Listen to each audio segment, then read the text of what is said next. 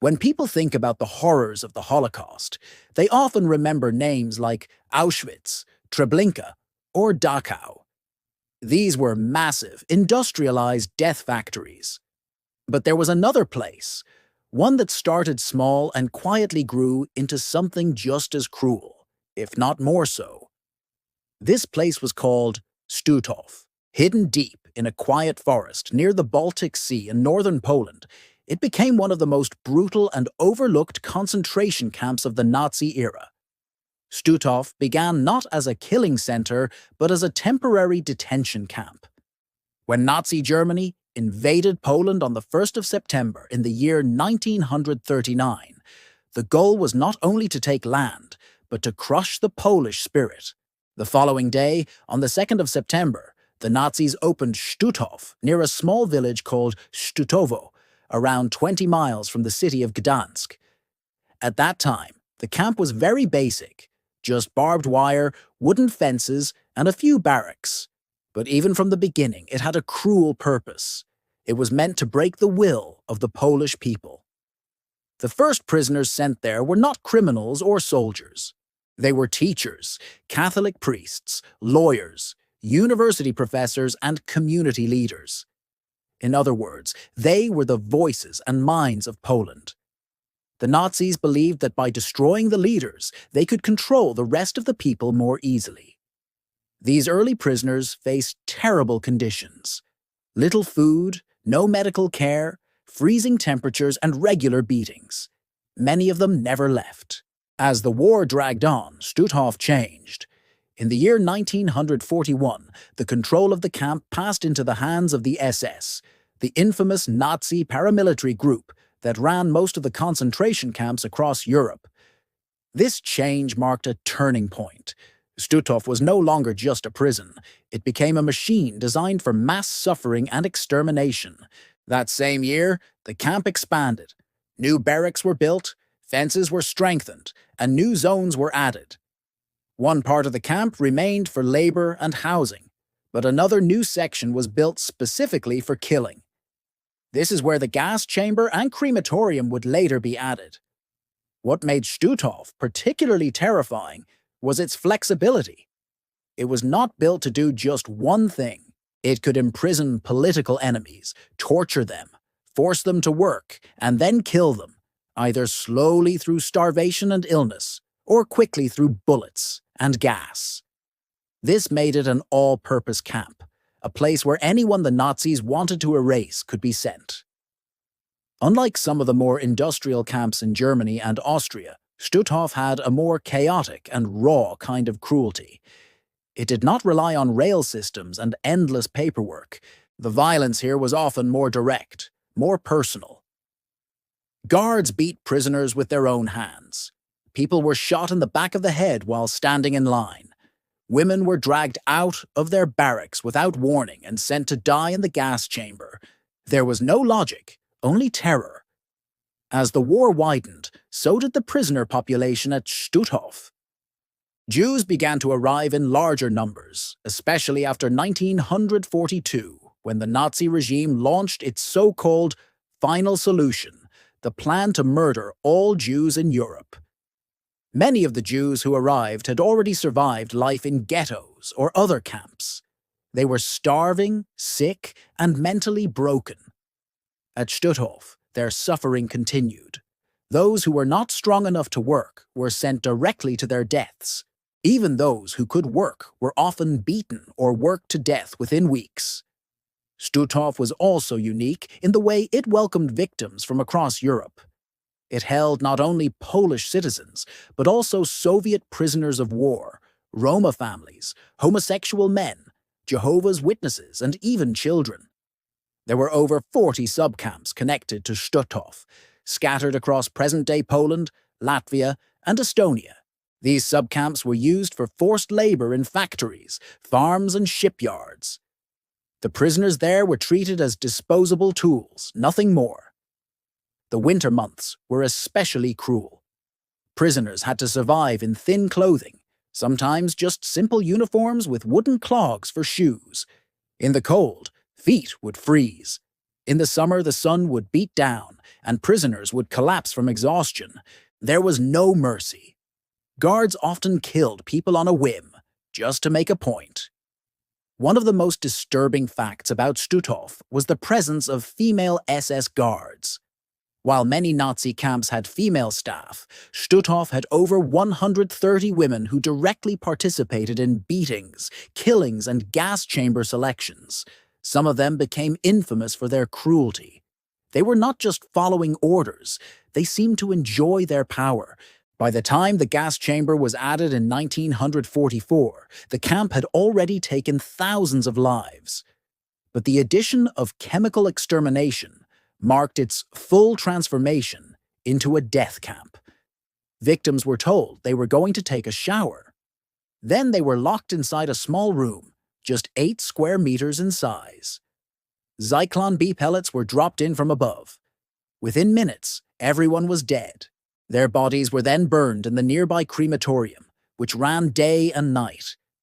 The camp became overcrowded, filthy, and disease-ridden. Typhus spread like wildfire. Hunger gnawed at people's bodies.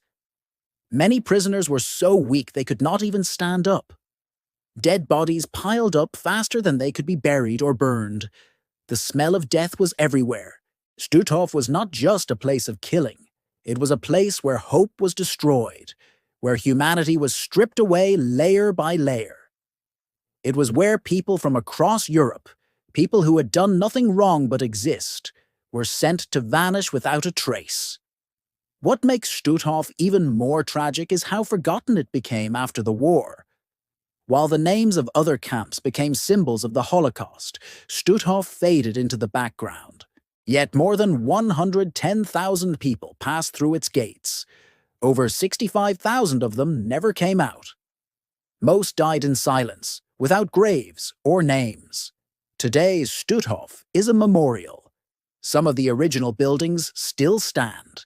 The gas chamber and crematorium are preserved, along with a museum that tries to tell the stories of those who suffered and died. But the camp still remains relatively unknown to much of the world. For Europe, remembering Stutthof is not just about history. It is about understanding how easily cruelty can grow in silence, how ordinary people can become monsters, and how the world must never forget the quiet places where evil took root. When most people picture Nazi concentration camps, they usually imagine male soldiers, harsh men in black uniforms barking orders, carrying rifles, and enforcing terror. But at Stutthof, something else happened. It was one of the few camps where women played a very active role in carrying out violence. They were not just assistants or secretaries. They were guards, leaders, and punishers. Some of them became just as feared as the male SS officers. Over 130 female guards worked at Stutthof during the war. These women came from ordinary jobs before the war. Some had been shopkeepers, office workers, farmers, or even housemaids. They were not born into power or trained for war. Yet when they put on their SS uniforms, many of them changed completely. They became cruel, aggressive, and full of hate. These women were trained in how to manage prisoners, use weapons, and carry out punishments. They were also taught to see the prisoners not as people, but as enemies of the Nazi state. Some followed orders without question, but others took pleasure in their power. Survivors of Stutthof described these women as cold, violent, and often worse than the male guards. They had the authority to beat prisoners, select people for the gas chamber, and supervise forced labor. One of the most feared female guards at Stutthof was Jenny Wanda Barkman. She was young, only in her 20s, but she became known as the beautiful beast. Witnesses later said she often smiled while selecting women and children for execution. She would stand on the ramp and point at people with no emotion, sending them to their deaths. Her charm on the outside hid a terrifying cruelty on the inside. Another guard, Gerda Steinhoff, had once worked as a baker before joining the SS. At Stutthof, she quickly gained a reputation for being brutal. Survivors described how she beat women regularly, helped carry out public punishments, and showed no mercy. She too took part in gas chamber selections. She did not need to shout or scream. Her calm silence was enough to make people fear her. Other female guards included Elizabeth Becker, Ewa Paradis, and Wanda Klaff. Like the others, they had once been regular citizens. But at Stutthof, they became part of a killing machine. What made their actions even more shocking was that many of the prisoners they tortured were also women. Sometimes even mothers or grandmothers. The female guards often had prisoners clean their living areas, wash their clothes, and even cook their food. This gave them extra control.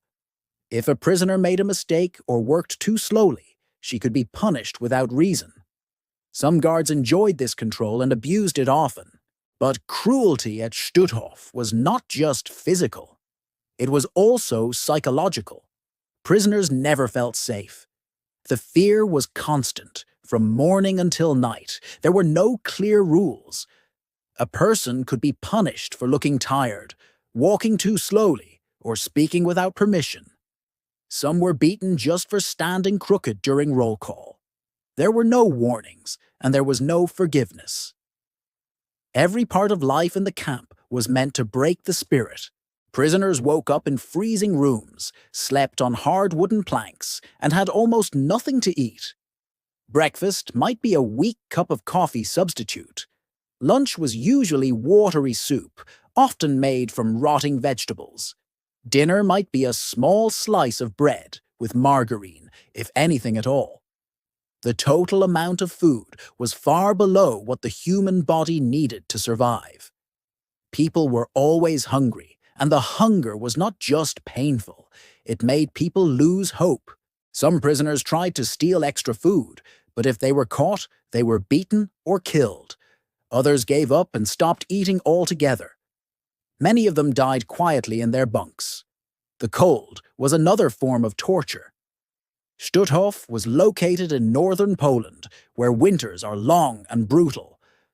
Most prisoners had only one thin uniform, no proper coat, and wooden shoes that did not protect against snow or rain. In the winter, people froze to death. In the summer, they suffered from heat and sunburn. There was no relief, only discomfort. Sickness spread quickly in these conditions. Diseases like typhus, tuberculosis, and pneumonia killed many. There was a so-called sick block in the camp, but it had no real medicine. If someone had a high fever or diarrhea, it usually meant they would die soon.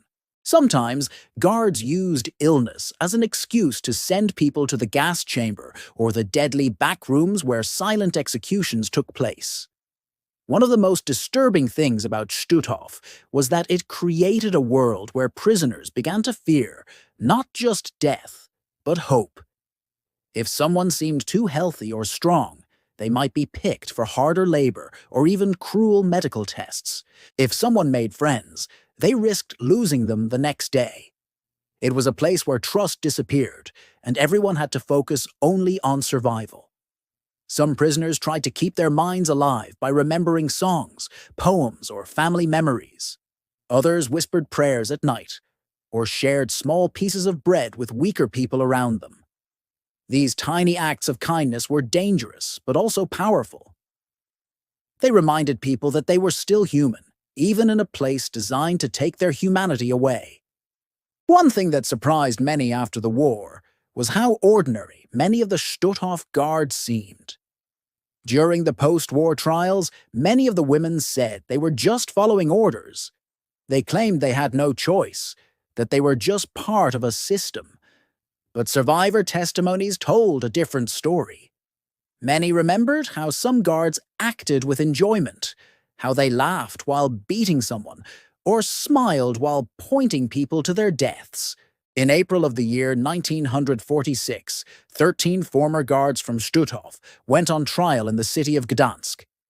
Among them were 6 men and 7 women. The women included Jenny Wanda Barkman and Gerda Steinhoff. They were charged with crimes against humanity. Witnesses gave detailed accounts of the abuse they had suffered. The court found them guilty, and 11 of the 13 were sentenced to death. Their public executions happened on the 4th of July, 1946. This trial was important because it showed that even people who were not commanders or generals could still be held responsible. It showed that being just a guard was not an excuse for cruelty. The actions of these women shocked many in Europe, especially because they had once lived such ordinary lives. The story of the female guards at Stutthof is not easy to hear, but it is necessary. It helps us understand that evil does not always come with loud voices or angry faces. Sometimes it comes with silence, with a smile, or with a soft voice giving cruel orders. Understanding their role also reminds us that history is not just about big events or famous names. It is about people, real people, who made choices, good or bad. And in places like Stutthof, those choices mattered more than ever. Stutthof was not just one kind of camp. It was a place that served many purposes for the Nazis: punishment, forced labor, and mass killing. It held different groups of people from across Europe, each treated with extreme cruelty. Some were sent there to be worked until they died. Others were sent to be killed right away. What all the prisoners shared was fear, suffering, and the daily struggle to survive. At the beginning of the war, most prisoners at Stutthof were Polish. They were not criminals or soldiers. Many were educated people: teachers, priests, judges, doctors, and artists. The Nazis believed that by removing these leaders, they could make Poland weaker. These early prisoners lived in horrible conditions. They had almost no food, no medicine, and slept on wooden planks in overcrowded barracks. Later, people from other backgrounds and countries were added to the camp. By the end of the war, Stutthof had become a dumping ground for anyone the Nazis saw as unwanted. Among the largest groups were Jews, Soviet prisoners of war, Roma people, Jehovah's Witnesses, homosexuals, and political prisoners from different countries. Jewish prisoners faced the most brutal treatment. Many of them were brought to Stutthof after already suffering in ghettos or other camps. Some came from Poland, while others were deported from Hungary, Lithuania, Latvia, Germany, and even Western Europe. Most arrived weak, sick, and starving. The Nazis did not care. They were either forced to work or sent to die immediately. Stutthof became part of the final solution after the year 1942. This was the Nazi plan to murder all Jews in Europe. Stutthof may not have had as many gas chambers as Auschwitz, but it still played a big role in this genocide. Its single gas chamber could kill about 150 people at a time. It used a deadly chemical called Zyklon B. The victims were told they were going for a shower, but once the doors closed, they were gassed to death. The bodies were then burned in the crematorium nearby. Smoke from burning bodies filled the air daily. By the end of the war, around 28,000 Jews had been murdered at Stutthof. Most of them were women. This was different from other camps, where men were usually the main victims. But because many of the late deportations in 1944 and 1945 included women and children, Stutthof became especially deadly for them. Roma people, often called gypsies, were another target of the Nazis. They were labeled as racially inferior. Entire Roma families were sent to Stutthof. They were kept in terrible conditions, often separated from each other. They were beaten, starved, and denied basic care. Many were sent to the gas chamber or died from disease. Soviet prisoners of war were also treated with special hatred. The Nazis considered them to be dangerous and less than human. These were soldiers captured during the early stages of Germany's invasion of the Soviet Union. They were given no rights under the rules of war. Many were starved, shot, or left to die in freezing temperatures. Some were used for hard labor until their bodies broke down. Jehovah's Witnesses were sent to Stutthof for a different reason. They were not targeted for their race or nationality, but for their beliefs. They refused to swear loyalty to Adolf Hitler or serve in the German army. The Nazis saw this as rebellion. Many Jehovah's Witnesses were told they could go free if they signed a document rejecting their faith. Most refused. Those who stayed strong were punished severely. They were beaten, isolated, and forced to work under brutal conditions. But they remained strong in their beliefs, and many supported each other quietly inside the camp. Homosexual men were another group the Nazis wanted to erase. The Nazi regime believed that homosexuality weakened the German people. Gay men were arrested and sent to camps like Stutthof, where they were forced to wear pink triangle badges. This made them easy targets for abuse. They were often beaten more than others, and sometimes used in dangerous or humiliating experiments. Even children were not spared. Many Jewish families were deported together, but as soon as they arrived, the children were often separated. Those who were very young or weak were usually sent straight to the gas chamber. Others died slowly from hunger, cold, or disease. Few children survived Stutthof. It was not a place made for young lives. It was built to destroy them. The elderly also suffered greatly. Older prisoners were not useful for hard labor, so many were executed or left to die. Their weak bodies could not handle the cold, the hunger, or the sickness. Some froze to death during roll calls that lasted for hours. Others simply gave up, too tired to fight any longer. There were more than 40 subcamps connected to Stutthof. These were smaller camps located in towns and forests across northern Europe.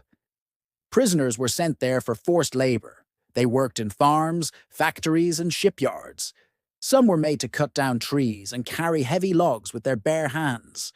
Others had to build military defenses, dig trenches, or clean up bomb damage from Allied air raids.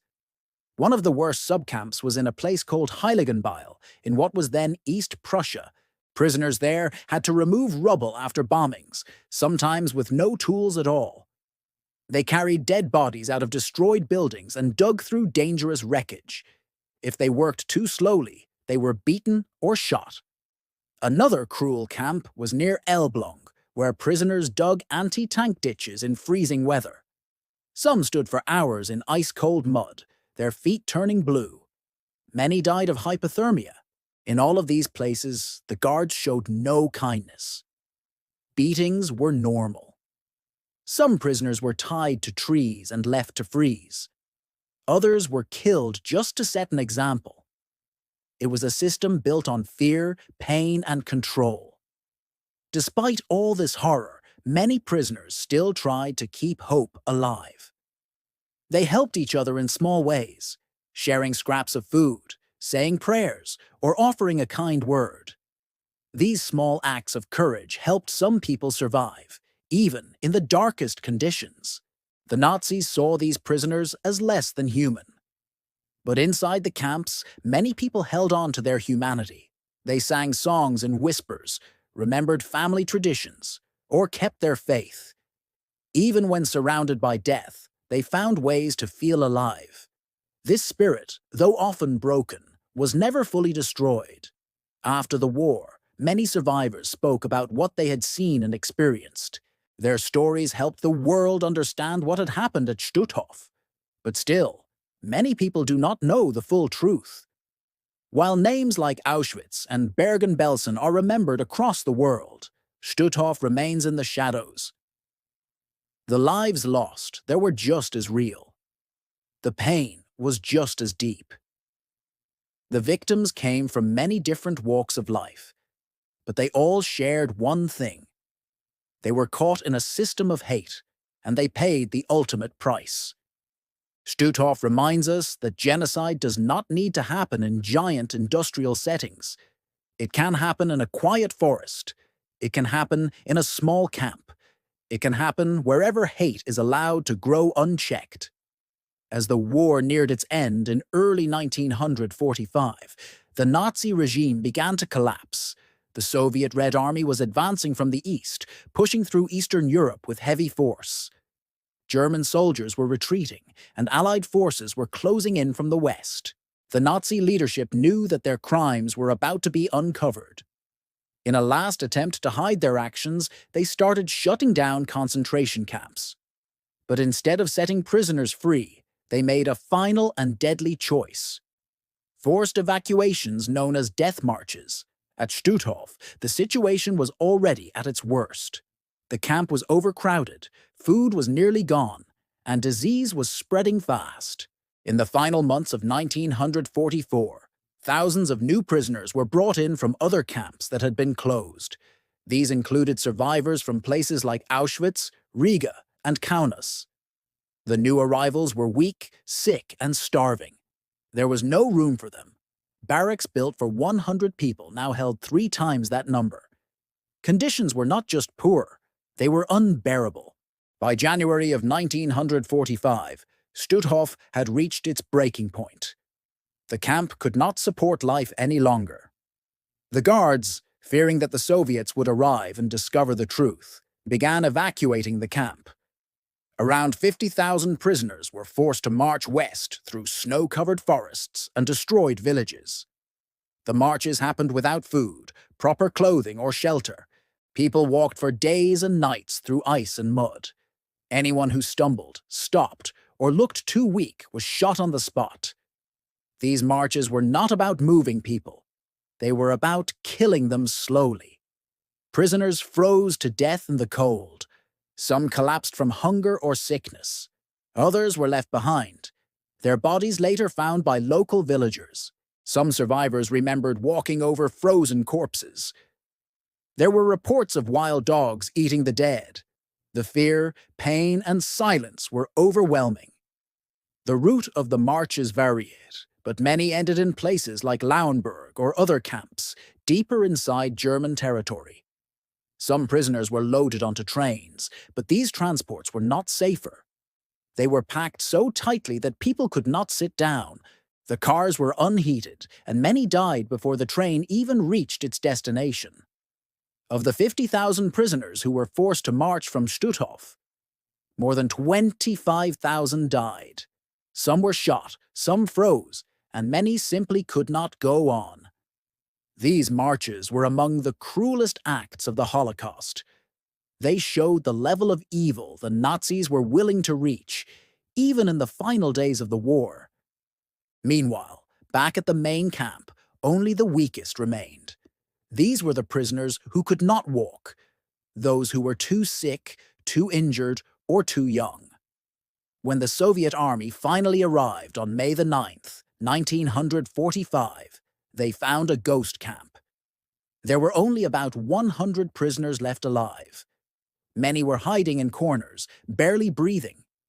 Others were lying among the dead, too weak to move. The Soviet soldiers were shocked by what they found. Corpses were scattered across the camp. The crematorium was filled with ashes and bones. Medical tools lay on dirty tables in what was called the sick block. Records of so-called treatments showed only pain, not healing. Food supplies were gone. The barracks were filled with lice, rags, and human waste. The smell of death hung in the air. What they had discovered was clear evidence of mass murder, and it demanded justice. In the months after liberation, the search began for those responsible. The new Polish government and the Allied powers wanted to bring the Stutthof staff to trial. The first major court case started on April the 25th, 1946, in the city of Gdansk. 13 people stood trial, 6 male SS guards and 7 female guards. Among them were names already feared by survivors, including Jenny Wanda Barkman and Gerda Steinhoff. The charges were serious. They were accused of crimes against humanity, murder, torture, and helping with mass killings. Witnesses told the court about beatings, gas chamber selections, and brutal punishments. The court listened carefully, and on May the 31st, 11 of the 13 were sentenced to death. The remaining two received long prison sentences. On July the 4th, 1946, the executions were carried out publicly in Gdansk. Thousands of civilians came to watch. The guards were brought to a large wooden gallows and hanged one by one. It was a moment of justice, but also a reminder of the horror that had taken place. This was only the beginning. Over the following years, more than 90 people connected to Stutthof were brought to trial. Some were commandants, others were guards or medical staff. Many were sentenced to prison, some were given death sentences. These trials helped build a public record of what had happened. They also sent a clear message that even those who followed orders would be held accountable. Still, justice was slow and often incomplete. Many former guards escaped punishment. Some disappeared into new lives in post-war Europe. Others were never found. Some survivors were forced to live with the fact that the people who hurt them were never punished. Decades later, in the 21st century, new efforts were made to continue the search. In the year 2019, a man named Bruno Day stood trial in Germany. He was 93 years old and had worked as a guard at Stutthof between 1944 and 1945. He was charged not for killing anyone directly, but for helping the system that allowed murder to happen. During the trial, survivors gave powerful testimony. One woman told the court that she still had nightmares. Another said that just seeing the uniform gave her chills. Bruno Day listened silently.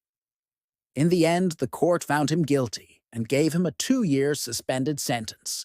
It was a small punishment, but a meaningful one. It showed that even after so many years, the truth still mattered. Today, the site of Stutthof has been turned into a memorial and museum. Visitors can walk through parts of the original camp. The gas chamber, crematorium, and some of the wooden barracks still stand. Exhibits share the stories of those who lived and died there.